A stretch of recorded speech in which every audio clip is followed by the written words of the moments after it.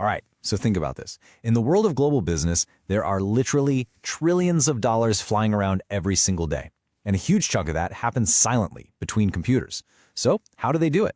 Well, a lot of it comes down to this one powerful, kind of invisible workhorse, the SAP IDoc. Today, we're going to break down exactly what an IDoc is and why it is so important for how business gets done. So, let's put you in the driver's seat. Imagine your company needs to send a purchase order over to a supplier. Simple enough, right?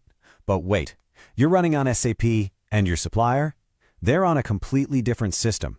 How in the world do you get your order into their system, like right now, without some poor soul having to manually type everything in again? I mean, that's just asking for mistakes, right? This is the core problem, the big challenge of digital business. Well, the answer to that big challenge? It's a really clever piece of tech called an IDoc. You can think of it as a universal translator for business data. It's the thing that makes sure everyone's computer can understand each other, no matter what language they're speaking. Okay, so let's get down to the official definition. An IDoc, which stands for Intermediate Document, is basically an SAP object that carries all the data for a business transaction from one system to another. It's like a standardized digital envelope. Whether you're sending an invoice or a shipping notice, you put it in this envelope and any system knows how to open it. But honestly, the best way to think about it, the analogy that makes it all click, is this. An IDoc is like a standardized shipping container for your data. Seriously, it doesn't matter what you put inside. Purchase orders, invoices, you name it. The container itself is always the same shape and size. And because of that, any system, kind of like any port in the world, knows exactly how to pick it up, move it, and open it. That right there, that's the magic of standardization. All right, so we've got our container, but what's actually inside, and how is it all organized? Let's pop the hood and take a look at the anatomy of an IDoc. You know, for all the complexity it handles, every single IDoc is built from just 3 fundamental parts. That's it. You've got the control record, the data records, and the status records. Let's break down what each one of these does. First up, the control record. This is basically the big shipping label slopped on the side of our container. It's got all the important info: who sent this thing, where is it going, and maybe most importantly, what kind of message is this? That little piece of information tells the receiving system exactly what to do with the data inside. Next, we've got the data records. And this is the actual cargo. This is the good stuff inside the container.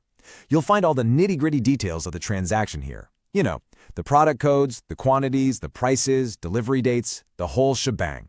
This is the payload.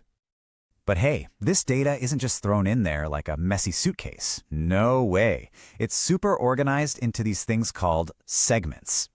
And a great way to picture segments is like nested folders on your computer.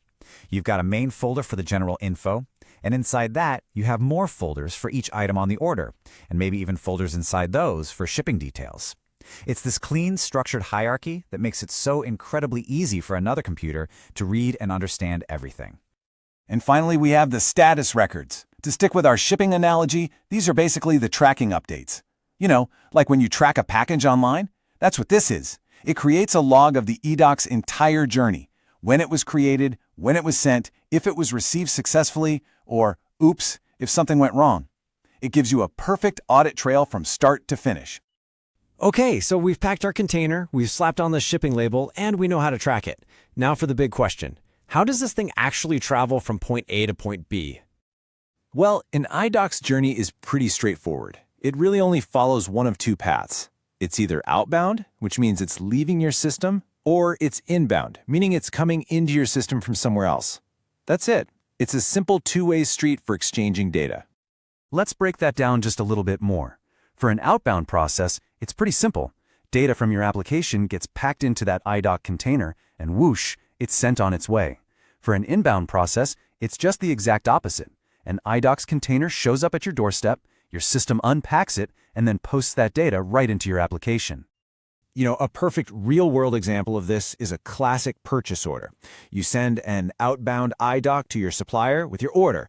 They get it, they process it, and then they send back an inbound IDoc to you, confirming they got it and can fulfill it. It's basically a digital conversation, a back and forth between systems. Okay, but now think about this on a bigger scale. You might have thousands of partners, each with their own way of doing things, and dozens of different message types. This could get really chaotic fast.